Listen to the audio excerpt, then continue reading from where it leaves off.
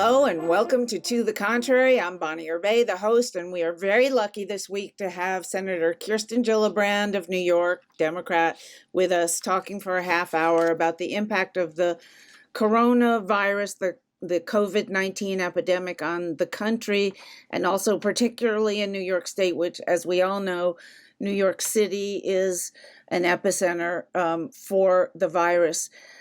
What does New York need New York City need that it doesn't have right now? Well, right now it doesn't have a level of testing that would allow people to feel comfortable that they know they haven't been exposed. We need testing all across the country, rapid testing, so you could actually get your results within 15 minutes. Right now, the only people who are being tested are those who are sick and going to hospitals. If we ever want to open our schools back open or society, we're going to need readily available testing for everyone, universal testing. Every school should have a rapid test, right? Available for every student before they come back. So we're just really in need of testing. Second, we still don't have enough personal protective equipment, the PPE, the masks, the gowns, the shields that our grocery store workers need, our food service workers need, our pharmacists need, our nurses and doctors need. Most hospitals in our state don't have enough PPE and are now cleaning it and reusing it because they don't have enough.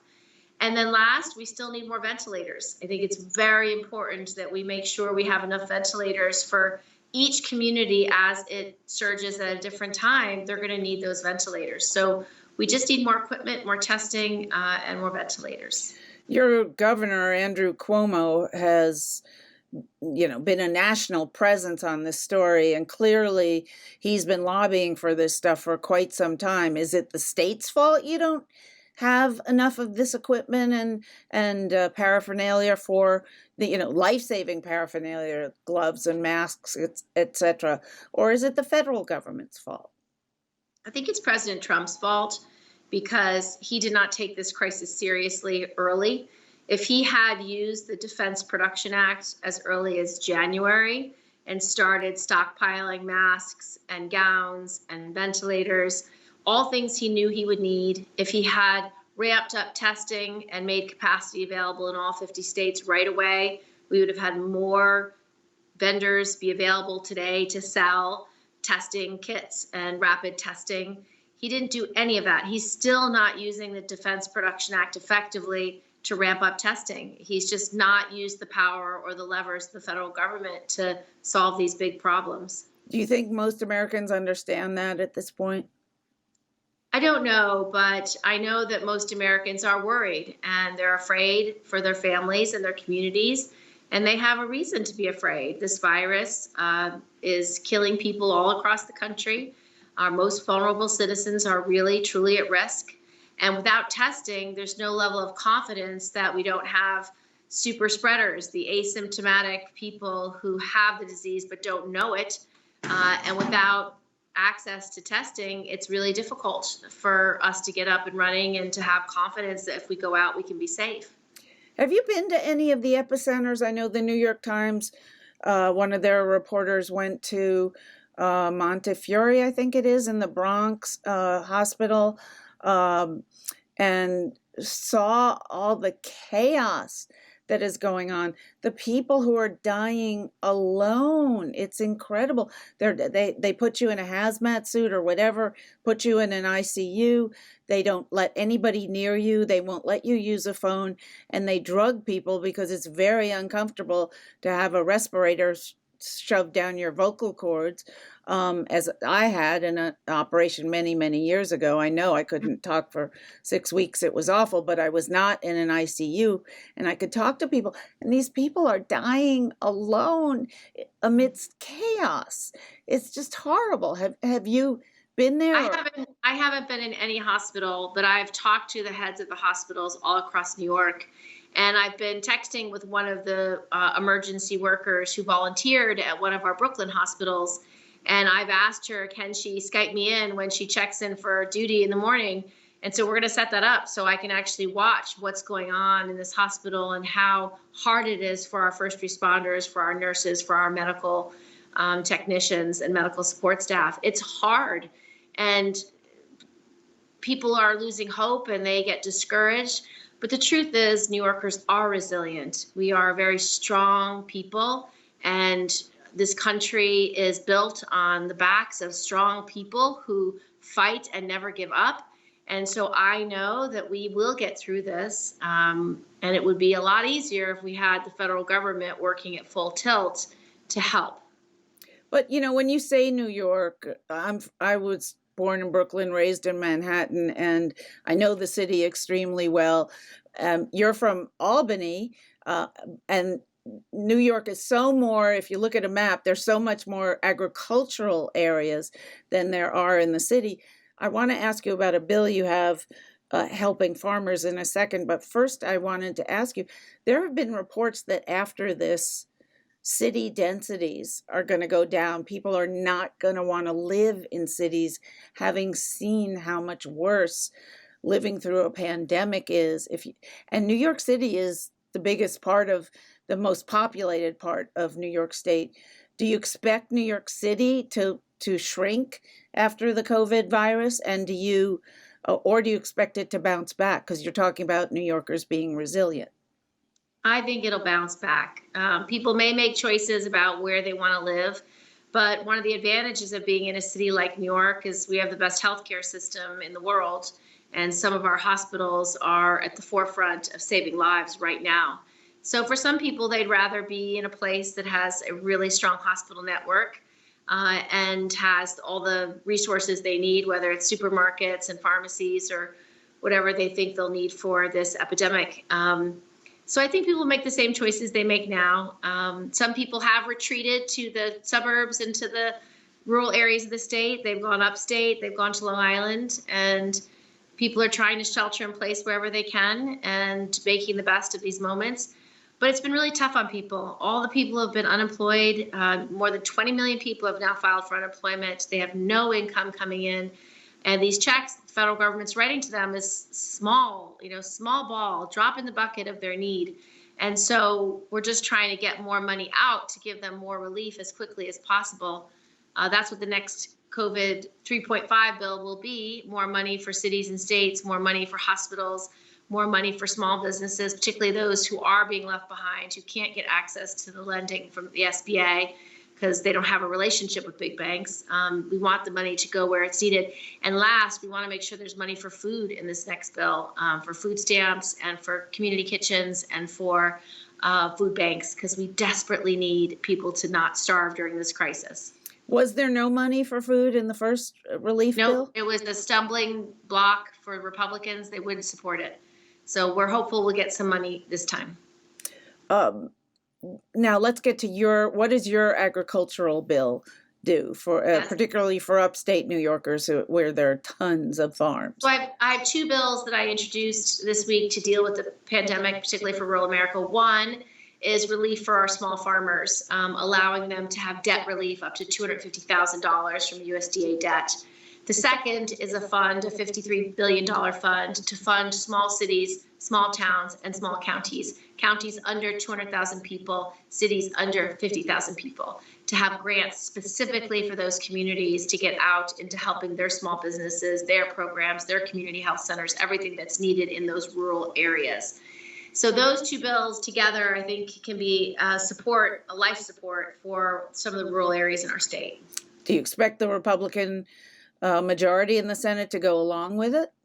I'm hopeful. They're the kind of ideas that should be bipartisan and should be common sense. So I'm optimistic. Do you have a timeline for when this will be done? The $50 billion fund is in Senator Schumer's response to Senator McConnell. So it's already in, and so hopefully it stays in. That'll be good. And then the agriculture bill for the farmers, I'm hoping we can get it into COVID 4. COVID 4 which will be the next fourth? Large. We're just starting to work on COVID 4 now. We've passed 3 bills so far. 3.5 is just an expansion of what we did in the third bill, adding more money. And then COVID 4 will be bigger ideas about how to rebuild the economy. I'd like that bill to have national paid leave. I'd like it to have money for unemployment insurance, but also sick days, 2 weeks of sick days for every worker. I want the bill to have money for a massive infrastructure investment so we can rebuild the country. job training, public service, allowing people to be this healthcare core to deal with the epidemic, to do the massive testing we need, and have all student debt be vitiated for those who are willing to do public service. So the next bill is going to be important, but far more expansive than what we've done to date. You're a huge advocate for women's rights. You had an amendment to a military bill to change the way women in the service who are sexually assaulted report those crimes and make it easier for them to do so. Have you seen a bigger impact on women and families, particularly of color, with COVID-19 than other groups of people? Yes, sadly, we've seen an increase in some places up to 30%. Places around New York, 15 to 20% increase in domestic violence. Because if you're staying home and sheltering in place, not everyone's home is safe. And so if you are cooped up with your abuser, things can get very, very dangerous very quickly. So that's what we've seen. I've talked to our homeless shelters and our domestic violence shelters. There's a need for more beds. They don't have enough beds because they can't put people together. Normally, they could put two single women together in a bedroom and share the bedroom, but because of COVID, they can't share that bedroom. They've got to separate 6 feet apart, so they have less beds. So they're working with social services right now to try to use hotels that aren't being used because no one's traveling as shelters for homeless and domestic violence survivors. And our social services around the state are working overtime to make that happen. The Institute for Women's Policy Research in DC has called the COVID-19 pandemic a rallying cry for paid leave and more changing the way Americans work so it doesn't all have to be face-to-face, making it, are we going to see a revolution in work, in how work happens in America because of COVID-19, and will we see anything legislatively on that front? I certainly hope so. After the Great Depression, government responded by creating safety nets because people were dying in poverty and of hunger. So they created Social Security. I hope after this pandemic, we create national paid leave, paid family and medical leave, as well as universal sick days. Those safety nets will transform how we can manage the next crisis and the next crisis. If we already had paid leave in place, it would have meant that everyone could have taken 3 months off to be home with their children when they're out of school, to deal with an illness of a loved one, to deal with your own illness, not lose their job, and have a fund that would pay their salary during that time. So if it was an essential business, they could then find a replacement worker. That would have made everything we're doing right now so much easier. And to not have universal sick days has proven to be very difficult because, for example, we just read stories about food processors, men and women working shoulder to shoulder to pack chicken or to pack pork. The entire pork production factory in South Dakota, I think they had hundreds of cases. They had to shut down the plant because the governor there didn't see fit to protect workers or to ask people to stay home or to do anything in response to COVID. That shows what poor judgment that kind of leadership can lead to. We would be doing so much better if we had those universal sick days, because then any worker who didn't feel well could spend 2 weeks out so they could recover before spreading COVID to other workers. California has and I think something like 15 or more states now have state-sponsored family and paid family and medical leave. It's not your full salary. I don't know if a federal plan would be able to afford one's full salary, but does New York have anything like that? We do. And so we just passed it, I think, last year, and it covers about 50% of people's salary. California, similarly. What our federal bill would do is it would cover up to 66% of your salary, which is basically your pre-tax salary, with a cap of $4,000 a month. You would buy into it like you buy into your Social Security. It costs about $2 a week for most workers. So when I talk to employers also pay into it, right? You There's both a tax. pay into a week. So I say to the employers, you're basically buying a cup of coffee a week for each employee, and in a year time, it only costs about $104 on average.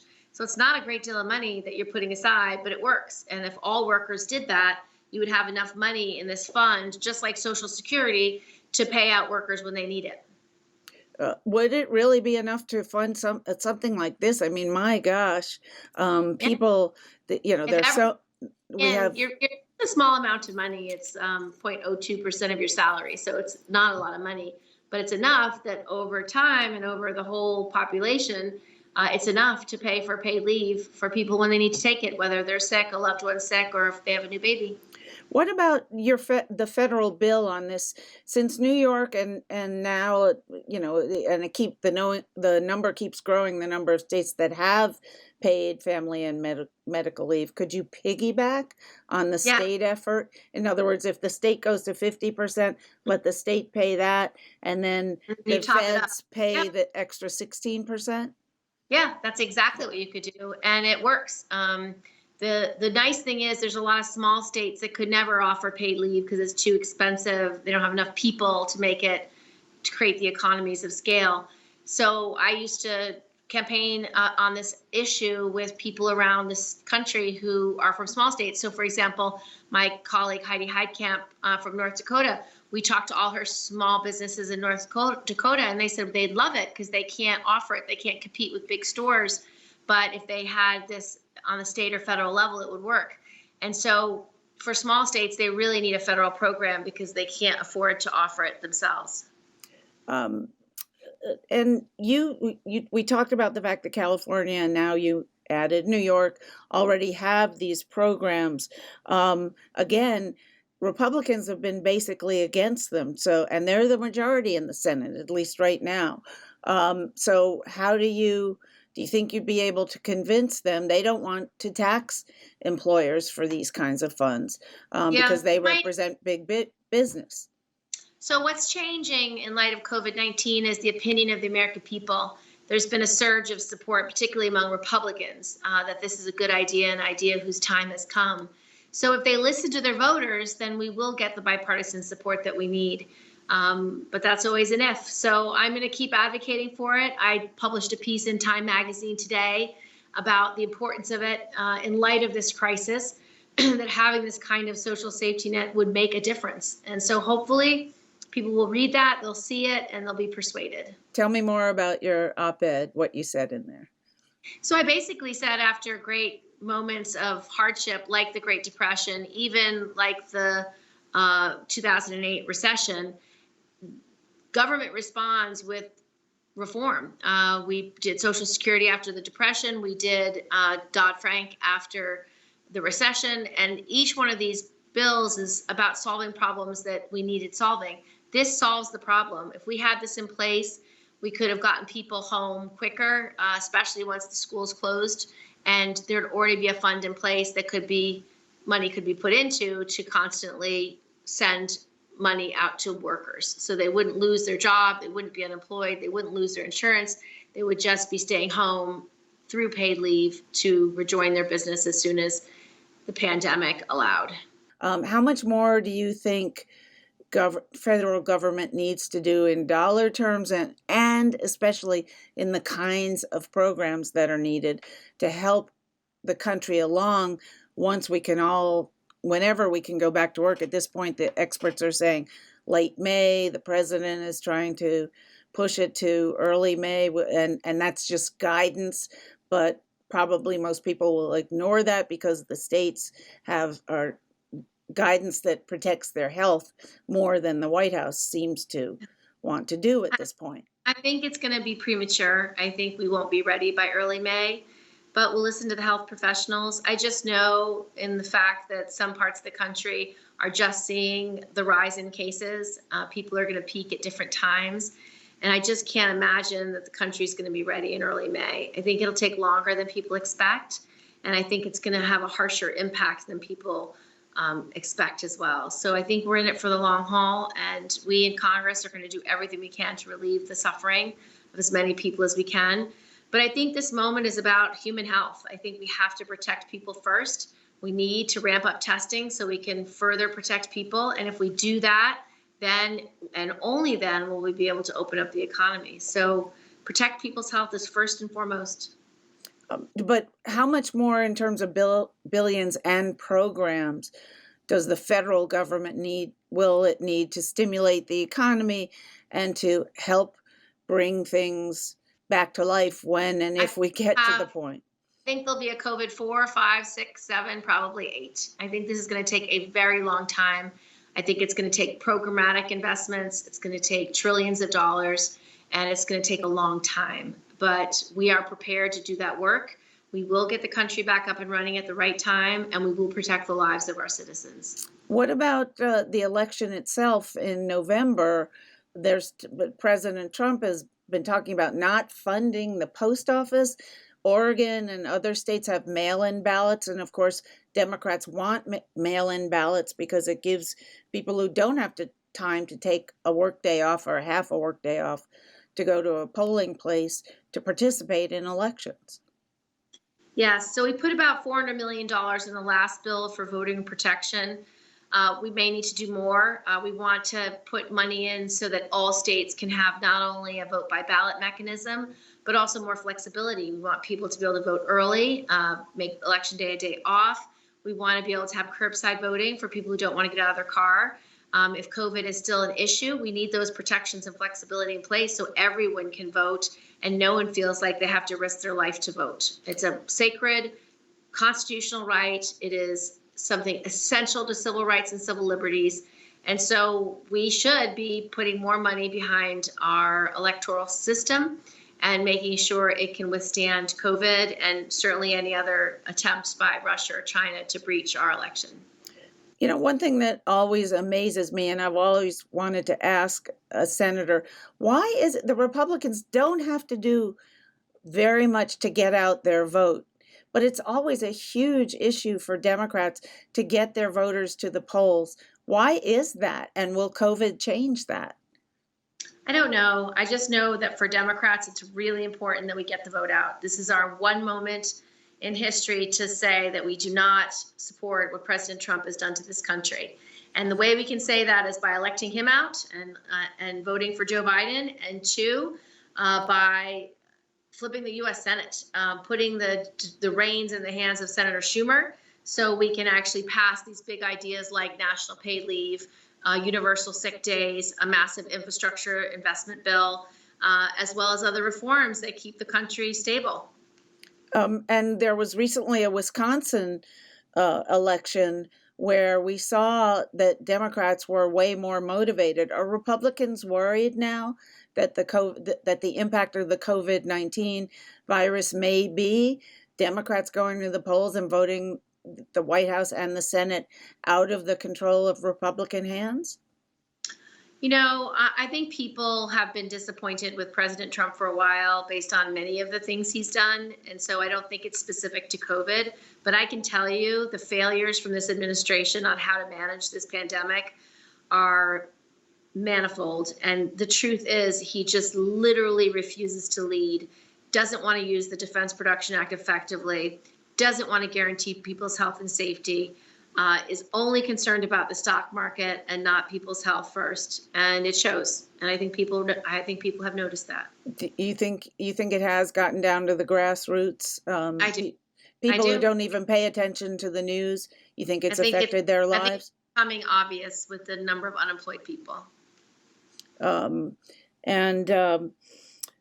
Lastly, what are you doing? You have something going on to help kids cope with sheltering in place. Tell me about that, please. So for a lot of kids, this is the first time they're using their computers to do classes and do remote learning. Interesting thing about this generation is they feel very comfortable behind computers. And so both my boys, Henry, who's 11, and Theo, who's 16, are doing very well on their remote learning. I think parents are having a tougher time because we don't quite understand how math is taught these days, and we don't quite understand all the things they're doing. And I think a lot of us are appreciating our teachers even that much more. I think there'll be a massive effort to make sure teachers get raises because the work they do is so essential to the well-being of our children and the well-being of parents. And so I think there are different challenges for every household, but the kids seem to be doing great. I think they're the ones who are thriving because they like to play games behind a computer. They like to communicate online together. And so they were kind of ready for this, unlike people in my generation. So. Well, thank you so much, Senator Gillibrand, for your time. This has been extremely enlightening. Thank you so much. God bless and stay safe. You do. And that's it for this edition of To the Contrary. Please join us during the week on our website at tothecontrary.org. And whether you agree or think to the contrary, please join us next week.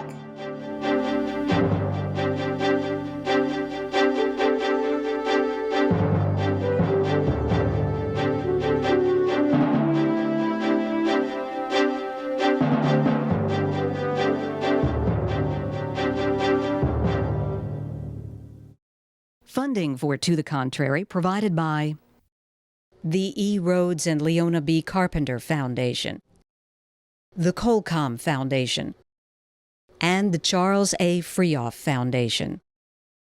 For a transcript or to see an online version of this episode of To the Contrary, please visit our PBS website at pbs.org/To the Contrary. Be more. PBS.